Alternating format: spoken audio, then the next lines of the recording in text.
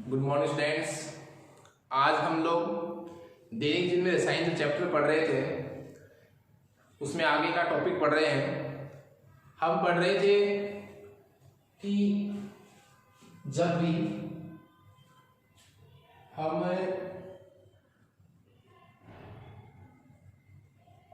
खाद्य में रसायन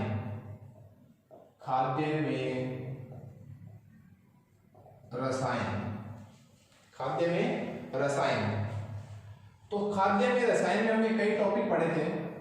पहला तो पढ़ा था खाद्य परिरक्षक। सेकंड टॉपिक हमने पढ़ा था कृत्रिम मधुकरण कर्मक। सी पढ़ने जा रहे हैं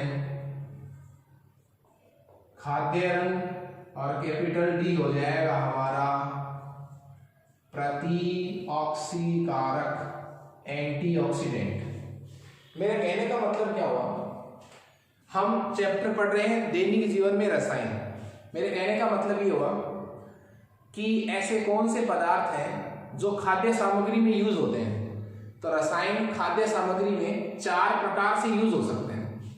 पहला खाद्य परिरक्षक के रूप में फूड प्रिजर्वेटिव हमने पढ़ा था, पैराबीन्स, ठीक है, और सार्वेट, सोडियम बेंजोएट।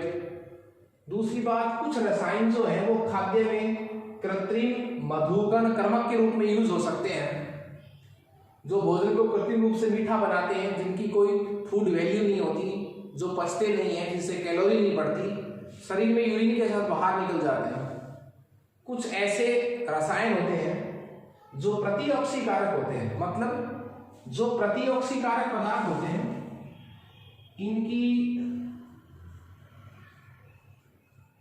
ऑक्सीजन के प्रति जो क्रियाशीलता है, ऑक्सीजन के प्रति जो क्या है क्रियाशीलता है,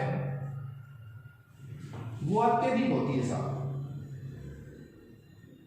ऑक्सीजन के प्रति क्रियाशीलता क्या होती है, अत्यधिक होती है। किनकी? उन रसायनों की जो किसका काम करते हैं, प्रतिऑक्सीकारक का, एंटीऑक्सीडेंट। देखिए, ऑक्सीजन के प्रति जो अधिक क्रियाशीलता है, तो जैसे हम इन पदार्थों को खाद्य सामग्री में डालेंगे, ये खाद्य सामग्री में जो पड़े रहेंगे तो ऑक्सीजन से स्वयं क्रिया कर लेंगे, खाद्य सामग्री की ऑक्सीजन से क्रिया नहीं होने देंगे, तो खाद्य सामग्री को सड़ने से बचाएंगे, खराब होने से बचाते हैं। तो प्रतिऑक्सीकारक वे पदार्थ जिनकी ऑक्सीजन की प्रतिक्रियाशीलता बहुत अधिक होती है, इसलिए वो ऑक्सीजन से तीव्रता से क्रिया कर लेते हैं, तो खाद्य सामग्री का ऑक्सीकरण नहीं हो पाता और वो खराब नहीं हो पाती। इसलिए ऐसे पदार्थों को, ऐसे रसायनों को पर क्या नाम देते हैं, प्रतिऑक्सीकारक। क्लियर है? जैसे BHA, BHA और BHT। देखिए, बात रही अब खाद्य रंगों की, तो वे रासायनिक पदार्थ जो भोजन को रंगीन बनाते हैं, जो भोजन को क्या बनाते हैं, रंगीन बनाते हैं, आकर्षक बनाते हैं। भोजन को क्या बनाते हैं, रंगीन, तथा क्या बनाते हैं, आकर्षक। भोजन को रंगीन तथा आकर्षक बनाते हैं। ऐसे पदार्थ क्या कहलाते हैं, खाद्य रंग, फूड कलर। कहते हैं मिठाई को रंग प्रदान करने के लिए अपन उसमें डालते हैं। जैसे पीले रंग के लिए क्या डालेंगे, पीला रंग जो है वो किसकी उपस्थिति की वजह से, टेट्राजीन की उपस्थिति से कैसा रंग आता है, पीला रंग आता है। ठीक है। हरे रंग के लिए 1,4-डाई, हरे रंग के लिए 1,4-डाई टालुडिनो, 1,4-डाई टालुडिनो एंथ्राक्विनोन,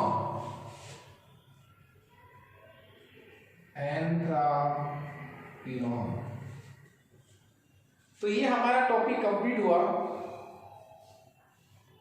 जो टॉपिक क्या था कि केमिस्ट्री इन डेली लाइफ, दैनिक जीवन में रसायन। तो रसायन हमारे दैनिक जीवन में किस प्रकार उपयोगी हैं, उसका पहला उदाहरण हमारा क्या था कि हम उन रसायनों के बारे में पढ़ेंगे जो किस में यूज होते हैं, खाद्य सामग्री। और खाद्य सामग्री में रसायन जो है वो 4 प्रकार से यूज हो सकते हैं। परिरक्षक के रूप में यूज हो सकते हैं, कृत्रिम मधुकर्मक के रूप में यूज हो सकते हैं, मतलब खाद्य सामग्री को खराब होने से बचाते हैं, खाद्य सामग्री को कृत्रिम रूप से मीठा बनाते हैं, भोजन को रंग प्रदान करते हैं, ऐसे केमिकल भी हैं। और एंटीऑक्सीडेंट भी है, प्रतिऑक्सीकारक भी है, जो खाद्य सामग्री की ऑक्सीजन से क्रिया नहीं होने देते हैं, खुद ही क्रिया कर लेते हैं, जिससे खाद्य सामग्री का ऑक्सीकरण नहीं हो पाता, वो खराब नहीं हो पाती। तो खाद्य सामग्री में रसायन 4 प्रकार से यूज हो सकते हैं, परिरक्षक के रूप में, कृत्रिम मधुकर्मक के रूप में, रंग के रूप में और प्रतिऑक्सीकारक के रूप में। क्लियर है? देखिए एंटीऑक्सीडेंट का सबसे अच्छा उदाहरण, आपने चिप्स और कुरकुरे खाए होंगे। चिप्स और कुरकुरे के पैकेट में कुछ हवा पहले से भरी भी रहती है।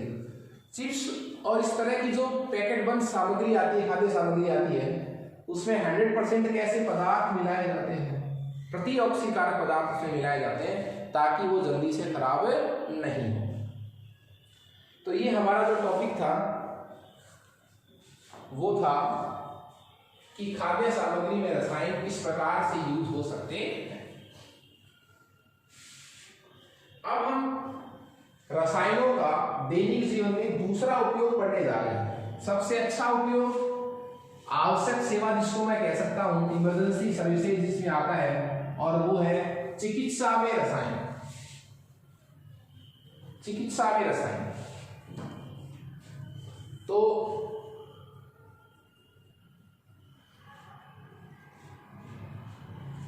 हमारा जो दूसरा टॉपिक है केमिस्ट्री इन डेली लाइफ में, वो है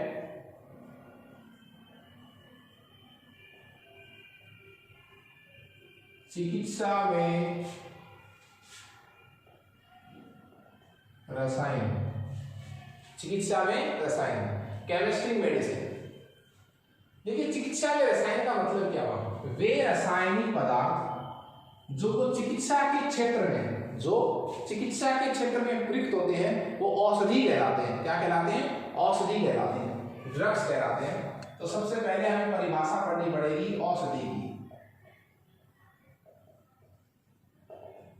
औषधि जिसको मैं क्या कह सकता हूं, ड्रग्स भी कह सकता हूं, मेडिसिन भी कह सकता है। तो औषधि की परिभाषा क्या होगी?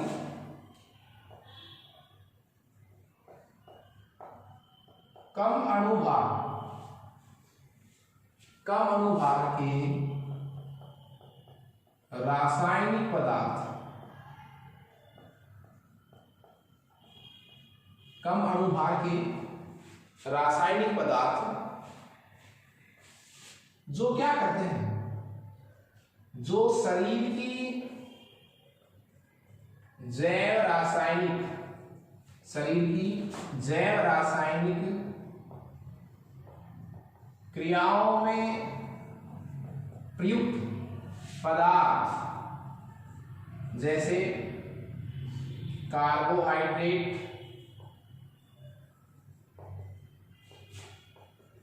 प्रोटीन आदि, कौन, जिनको मैं क्या कह सकता हूं, जैवाणु कह सकता हूं, जिसको मैं क्या कह सकता हूं, जैवाणु। तो ये जो पदार्थ है, औषधि की परिभाषा क्या होगी कि कम अणुभार के वे रासायनिक पदार्थ जो जैव रासायनिक क्रियाओं में प्रयुक्त होने वाले पदार्थ, जिनको मैं क्या कहता हूं, जैवाणु, जिनमें कौन कौन आते हैं, कार्बोहाइड्रेट और प्रोटीन। इनसे क्या करती है, क्रिया करते हैं। इनसे क्या करते हैं, क्रिया। और उनसे क्रिया करके कैसे परिणाम हमें देते हैं, लाभदायक परिणाम। तो यदि कोई रासायनिक पदार्थ जिसका अणुभार क्या है, कम, वो जैव रासायनिक क्रियाओं में प्रयुक्त पदार्थों जैसे कार्बोहाइड्रेट, प्रोटीन, न्यूक्लिकम, डीएनए, आरएनए से क्रिया करे और क्रिया करके हमारे शरीर पर कैसे परिणाम डालें, लाभदायक परिणाम हम पर डालें, तो हम ऐसे पदार्थों को क्या कहेंगे कि ये रासायनिक पदार्थ क्या है, औषधि है। रिवाइज कर रहा हूं मैं, वे रासायनिक पदार्थ जिनका अणुभार क्या होता है, कम, और वो जैव रासायनिक क्रियाओं में, कौन सी जैव रासायनिक क्रियाएं, जो हमारी बॉडी में होती है, जैव रासायनिक क्रियाओं में प्रयुक्त पदार्थों से क्रिया कर लेती है और हमें हमारे शरीर पर कैसे परिणाम दृष्टिगत करती है, लाभदायक परिणाम दृष्टिगत करती है। ऐसे रासायनिक पदार्थों को मैं किसकी श्रेणी में रखूंगा, मैं रखूंगा उनको औषधि की श्रेणी में। देखिए, औषधि की श्रेणी में जो रासायनिक पदार्थ रखे जाते हैं उनका कार्य किस प्रकार का है, इस आधार पर उनका वर्गीकरण किया गया है।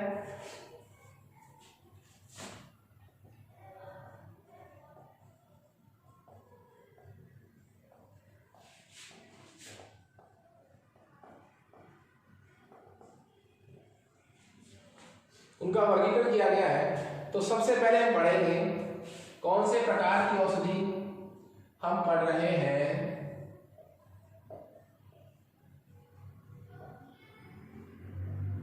प्रतियम्ल औषधि,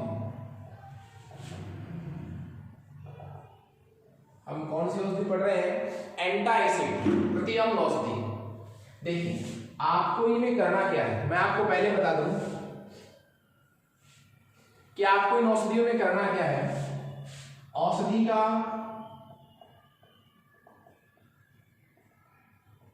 का आपको क्या याद रखना है, नाम।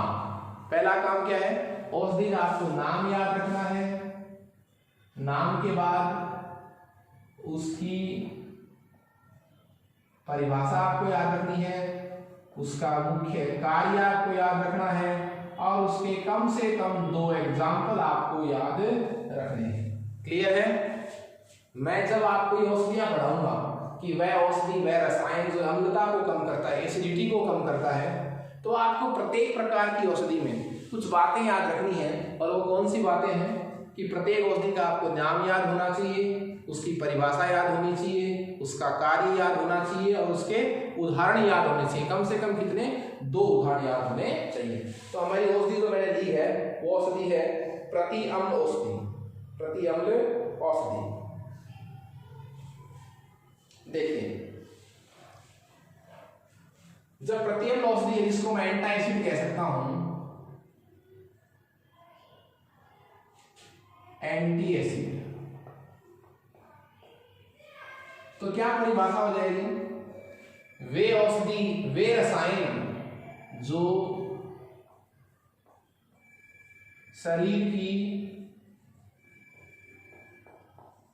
अम्लीयता को क्या करती है, कम करती है। वे औषधि जो शरीर की अम्लीयता को क्या करती है, कम करती है, क्या कहलाती, प्रतिअम्ल औषधि कहलाती। एसिडिटी को कम करती है। अम्लता का मतलब क्या हो, सीधे शब्दों में क्या कह सकते हैं, एसिडिटी, शरीर की अम्लता को कम करती है। देखिए, अम्लीयता क्यों बढ़ जाती है, आपको पता है शरीर में आमाशय में एक ग्रंथि होती है, जठर ग्रंथि। आमाशय में ग्रंथि कौन सी होती है, जठर ग्रंथि। और जठर ग्रंथि से एक एसिड का स्रावन होता है। किसका स्रावन होता है, अम्ल का, हाइड्रोक्लोरिक अम्ल का निष्कासन होता है। किसके द्वारा, जठर ग्रंथि द्वारा, जो कहां होती है, आमाशय में। तो आमाशय में उपस्थित जठर ग्रंथि के द्वारा जब HCl का स्रावन बहुत अधिक हो जाए, जब अम्ल बहुत ज्यादा हो जाए, हाइड्रोक्लोरिक अम्ल, तो आमाशय की अम्लता बढ़ जाती है, आमाशय में एसिडिटी बढ़ जाती है। अब आमाशय में जठर ग्रंथि द्वारा HCl का अधिक स्रावन हो जाता है, वो किसकी वजह से होता है, उसका रीजन क्या है, अनियंत्रित खाद्य सेवन। अनियंत्रित खाद्य सेवन, किसके अनियंत्रित खाद्य सेवन से, जैसे चाय, मुरब्बा, अचार, कॉफी, इन सब के अनियंत्रित खाद्य सेवन से आमाशय में उपस्थित जठर ग्रंथि जो है वो HCl का अधिक स्रावण करने लग जाती है, तो शरीर में एसिडिटी बढ़ जाती है। उस एसिडिटी को कम करने के लिए जो पदार्थ प्रयुक्त होते हैं, जो रसायन प्रयुक्त होते हैं, उनको क्या कहते हैं? प्रतिअम्ल रसायन या प्रतिअम्ल औषधि। क्लियर है? देखिए, जब शरीर में एसिडिटी बढ़ जाती थी, एसिडिटी जब बढ़ जाती है तो उपचार इनको क्या करते हैं? उपाय क्या करते हैं इनका? क्षारीय प्रकृति के लवण, क्षारीय प्रकृति के लवण प्रयुक्त होते हैं। क्षारीय प्रकृति के क्या प्रयुक्त होते हैं? लवण। देखिए क्यों? क्योंकि जब शरीर में एसिडिटी ज्यादा हो गई, एसिड ज्यादा हो गया, तो उसे न्यूट्रलाइज करने के लिए हमें क्या चाहिए? क्षार चाहिए। तो एसिडिटी को कम करने के लिए पहले क्या होता था? क्षारीय प्रकृति के लवण प्रयुक्त होते थे सारे। क्षारीय प्रकृति के क्या प्रयुक्त होते थे? लवण प्रयुक्त होते थे। क्षारीय प्रकृति के क्या प्रयुक्त होते थे? लवण। जैसे सोडा, मीठा सोडा,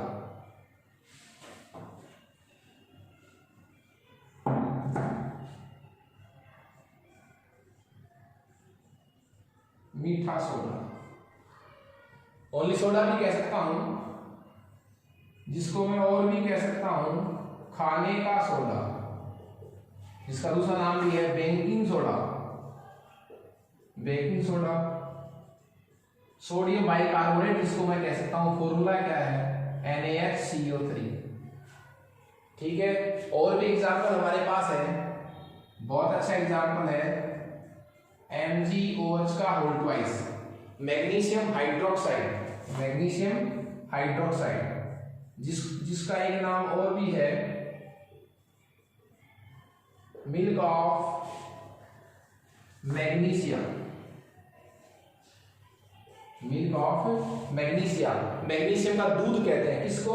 मैग्नीशियम हाइड्रोक्साइड को। तो क्षारीय प्रकृति के लवण कौन से थे? जैसे खाने का सोडा है, बेकिंग सोडा जिसको मैं कहता हूं सोडियम बाइकार्बोनेट है, और मैग्नीशियम हाइड्रोक्साइड है। ये क्षारीय प्रकृति के लवण थे जिनको शरीर की एसिडिटी को कम करने के लिए यूज किया जाता था। कुछ और भी है, जैसे एल्यूमिनियम हाइड्रोक्साइड है, लेकिन जो वर्तमान में इनको अपन अंग्रेजी दवाइयां कहते हैं, उनके आपको एग्जाम्पल याद रखने हैं, वो मस्त है इस चैप्टर के लिए। ठीक है, तो उनके एग्जाम्पल देखिए आप।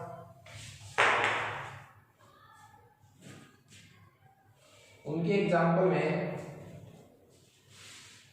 आपके कुछ नाम तो सुने हुए होंगे, क्योंकि यह समस्या जो है वो आमजन की समस्या है।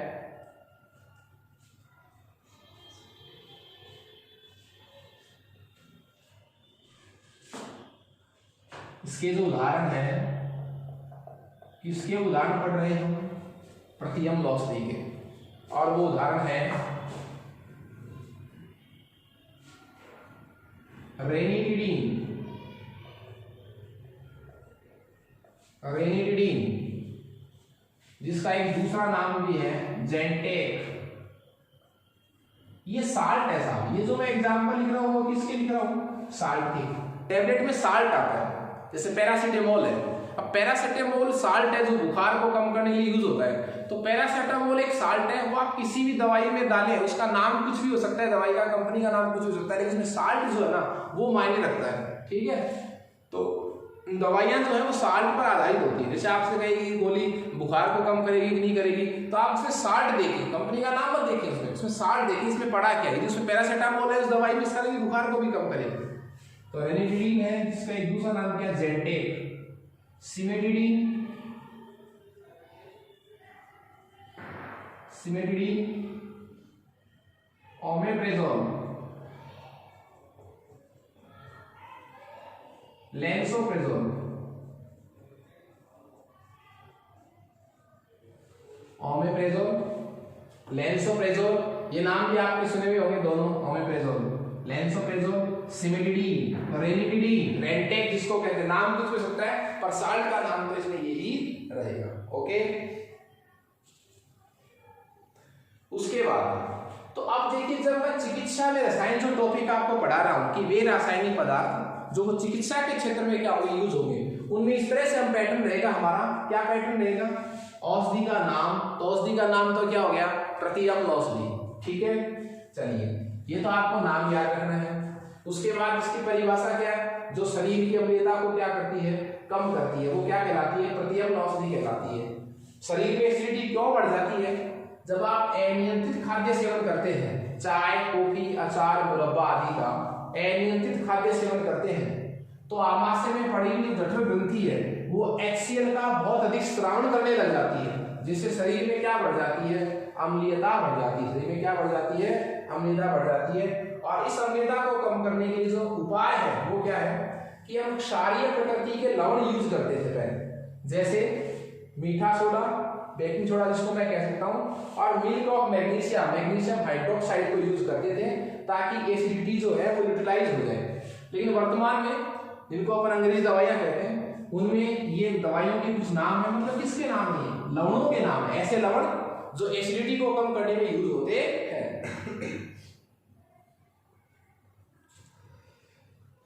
तो उदाहरण के लिए रेनिटिडीन, ज़ेंटेक्विन जिसको मैं कह सकता हूं, सिमेटिडीन, ओमेप्रेजोल, लेंसोप्रेजोल, ये एग्जांपल आपको याद रखना है। प्रश्न पूछने के दो तरीके हो सकते हैं। आपसे ये पूछा जा सकता है कि इन्हीं दो प्रतिअम्ल औषधियों के उदाहरण लिखिए, सुनना, कि इन्हीं दो प्रतिअम्ल औषधियों के क्या लिखो, उदाहरण लिखो। इससे हार्ड क्वेश्चन क्या हो सकता है कि आपको दवाइयों के कुछ एग्जाम्पल दिए और आपसे ये कहा जाए कि इनको डिवाइड कीजिए, कौन सी औषधि प्रतिअम्ल है, कौन सी प्रति एनर्जी है, कौन सी प्रतिनिषेधक है, कौन सी प्रति सूक्ष्म जीवी है, ठीक है। तो हमारा दूसरा जो रसायन जो चिकित्सा में यूज होता है वो है प्रति एनर्जी औषधि।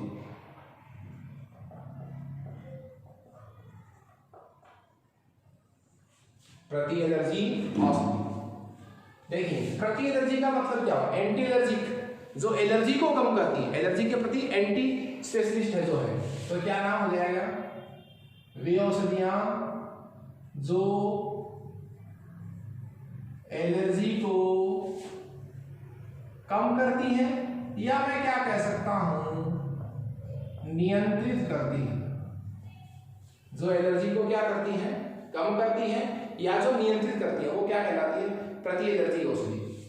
अब देखिए, शरीर में जो एलर्जी होती है वो एक पदार्थ होता है, और उस पदार्थ का नाम क्या है, हिस्टेमिन। शरीर में जो एलर्जी होती है वो हिस्टेमिन नामक पदार्थ के कारण होती है। शरीर में जो एलर्जी है वो क्या होती है, हिस्टेमिन नामक पदार्थ के कारण होती है। शरीर में एलर्जी किसकी वजह से होती है, हिस्टेमिन नामक पदार्थ की वजह से। तो एलर्जी का कारण क्या हुआ, हिस्टेमिन, और जो एलर्जी को कम करे वो क्या कराएगी, प्रति एलर्जी। एलर्जी किसकी वजह से होती है, हिस्टेमिन की वजह से, तो जो हिस्टेमिन को कम करे, इसलिए इस औषधि का एक नाम और भी है, इसको क्या कहते हैं, प्रति हिस्टेमिन औषधि। प्रति हिस्टेमिन औषधि, प्रति एलर्जी औषधि ऑब्लिक प्रति हिस्टेमिन औषधि। तो नाम क्या हो गया, वे औषधि जो एलर्जी को कम करती है। एलर्जी शरीर में किस पदार्थ की वजह से होती है, हिस्टेमिन नामक पदार्थ की वजह से। तो जो हिस्टेमिन को कम करे, जो एलर्जी को कम करे, इसलिए उसका नाम क्या हो गया, प्रति हिस्टेमिन औषधि। देखिए, जो हिस्टेमिन पदार्थ है वो एक्चुअली रहता क्या है, वो होता है फेफड़े, त्वचा, लीवर, रक्त। हिस्टेमिन कहाँ होता है, फेफड़े में, रक्त में, लीवर में और त्वचा में। फेफड़े में, रक्त में, लीवर में और त्वचा में। कहाँ कौन रहता है, हिस्टेमिन रहता है, ठीक है। अब देखिए, इस एलर्जी के कारण शरीर में होता क्या है, इसमें अनेक समस्याएं होती हैं। कैसे पता चलता है कि आपको एलर्जी है, तो देखिए एलर्जी के लक्षण क्या है। एलर्जी के जो लक्षण हैं वो आपको याद होने चाहिए। एलर्जी के लक्षणों में जैसे शरीर पर शरीर पर दाने, चकत्ते, खुजली, दाग, नाक की श्लेष्मा में सूजन, नाक की श्लेष्मा में सूजन, नाक का बहना, नाक बहना तो आप अच्छी तरह समझ गए होंगे, नाक का बहना, ठीक है, छींक वगैरह नाक, ठीक है, ये सब क्या है, एलर्जी के कुछ लक्षण है सब। अब इस एलर्जी को कम करने के लिए जो टैबलेट, जो ड्रग्स यूज होती हैं वो होती है विलयन प्रावस्था में या टैबलेट के रूप में। जो औषधि यूज होते हैं वो किस रूप में होती है, या तो टैबलेट के रूप में और या किस रूप में, विलयन के रूप में। एलर्जी को कम करने के लिए जो पदार्थ यूज होते हैं, जो दवाइयां आती हैं एलर्जी, वो या तो टैबलेट के रूप में होती हैं या विलयन के रूप में होती हैं। देखिए प्रति एलर्जी जो औषधियां हैं, जो क्या है प्रति एलर्जी औषधियां हैं, उनका उपयोग चिकित्सक की सलाह के बिना नहीं करना चाहिए। क्यों? क्योंकि चिकित्सक की सलाह से पता चलेगा कि इसकी कितनी मात्रा हमें लेनी है, कितनी मात्रा मिलनी, कितनी बार लेनी, इसलिए बिना चिकित्सक की सलाह के प्रति एलर्जी औषधि का उपयोग हमें नहीं करना चाहिए। ओके, क्योंकि इनके साइड इफेक्ट जो है ना वो भी बहुत सारे होते हैं। जैसे साइड इफेक्ट का मतलब क्या हुआ, बहुत ज्यादा आपको नींद आएगी, ठीक है, अचेतन अवस्था, सुन्न से रहेंगे आप, क्या हो रहा है कहीं आपको नहीं पता चलेगा। इसके कुछ एग्जाम्पल मैं आपको बता रहा हूं।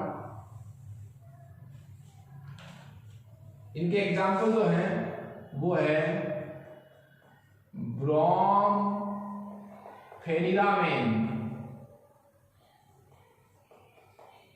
क्लोरफेनिरामेन, ब्रोमफेनिरामेन और क्लोरफेनिरामेन, ये दोनों इसके एग्जाम्पल हैं। टरफेनाडीन,